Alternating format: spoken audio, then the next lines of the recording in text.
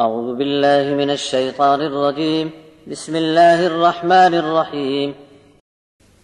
أولم يهد للذين يرثون الأرض من بعد أهلها أن لو نشاء أصبناهم بذنوبهم ونطبع على قلوبهم فهم لا يسمعون تلك القرى نقص عليك من أنبائها ولقد جاءتهم رسلهم بالبينات فما كانوا ليؤمنوا بما كذبوا من قبل كذلك يطبع الله على قلوب الكافرين وما وجدنا لأكثرهم من عهد وإن وجدنا أكثرهم لفاسقين ثم بعثنا من بعدهم موسى بآياتنا إلى فرعون وملئه فظلموا بها فانظر كيف كان عاقبة المفسدين وقال موسى يا فرعون إني رسول من رب العالمين حقيق على أن لا أقول على الله إلا الحق قد جئتكم ببينة من ربكم فأرسل معي بني إسرائيل قال إن كنت جئت بآية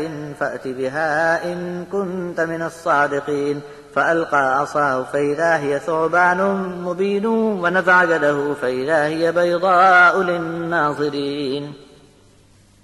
زمین میں پہلے بسنے والے لوگوں کے مرکب جانے کے بعد اب جو اس دھرتی کے وارث بنے ہیں کیا ان کو سجھائی نہیں دیا کہ ہم اگر چاہیں تو ان کو ابھی ان کے گناہوں کے سبب پکڑ لیں اور ان کے دلوں پر بند لگا دیں کہ یہ تو بات کو سنتے ہی نہیں. یہ وہ بستیاں ہیں جن کے انجام کے قصے ہم تم پر بیان کر رہے ہیں. یقیناً ان کے پاس ان کے پیغمبر کھلے نشان لے کر آئے تھے، پھر بھی وہاں کے باشندوں سے یہ نہ ہو سکا کہ جس کو پہلے ایک بار جھٹلا دیا بعد میں اسے سچ پا کر مان لیتے. تب اللہ نے بھی ایسے کافروں کے دلوں پر بند لگا دیے اور ہم نے ان کی اکثریت کو قول و قرار کا پابند نہیں پایا بلکہ ان میں بد کردار لوگوں کی تعداد زیادہ تھی. پھر ان کے بعد ہم نے موسیٰ کو اپنی نشانیاں دے کر فرعون اور اس کے درباریوں کی طرف بھیجا. ان لوگوں نے بھی ہماری آیات کے مقابلے میں ظلم کا رویہ اختیار کیا تو دیکھ لو کہ ایسے فسادیوں کا انجام کیسا کچھ ہوا.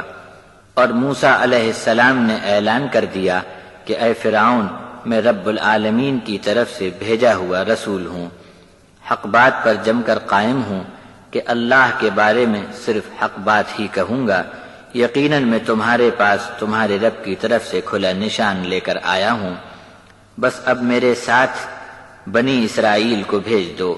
فرعون بولا کہ اگر کوئی نشان لائے ہو تو اس کو پیش کرو اگر تم سچے ہو. تب موسیٰ علیہ السلام نے اپنا عصا یعنی لاٹھی کو ڈال دیا، پھر وہ ایک صاف دکھائی دینے والا بڑا موٹا اجگر بن گیا. اور موسیٰ نے اپنا ہاتھ باہر نکالا تو دیکھنے والوں نے کھلی آنکھوں سے اچھی طرح دیکھ لیا کہ بہت چمکدار اور خوب روشن تھا.